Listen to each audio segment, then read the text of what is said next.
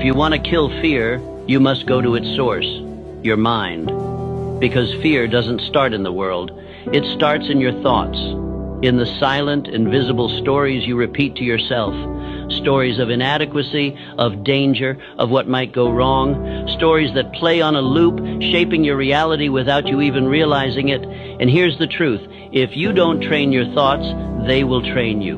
Left unchecked, the mind becomes a battlefield where fear always wins. But you're not here to be ruled by fear. You're here to reclaim your mind, to take back the pen and write a new script. And it begins with this simple but powerful realization. You are not your thoughts. You are the observer of your thoughts.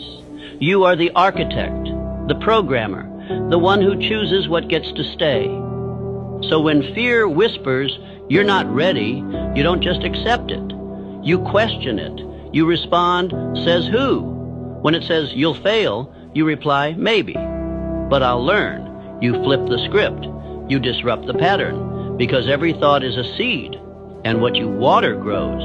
If you water fear, you'll harvest hesitation. But if you water courage, if you flood your mind with powerful, intentional, disciplined thoughts, then boldness becomes your default. This isn't about blind positivity. It's about intentional mental conditioning. The same way athletes train their bodies, warriors train their reflexes, and musicians train their fingers, you must train your mind with affirmations that declare your worth, with visualization that locks your eyes on the outcome, with repetition that makes greatness feel familiar.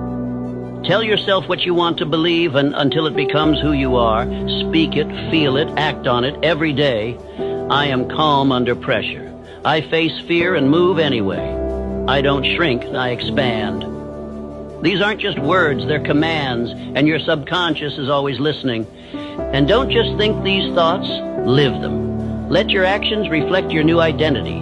Your mind learns by watching you. So when you do something bold, when you move despite the nerves, when you speak up despite the shaking hands, your brain registers, we do hard things now. That's how identity changes.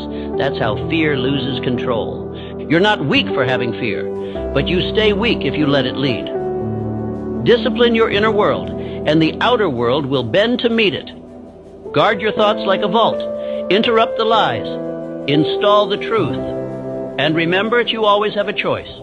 Fear may visit, but it doesn't get to stay unless you open the door. Train your mind, or be trained by fear. The choice is always yours. What if fear wasn't a stop sign?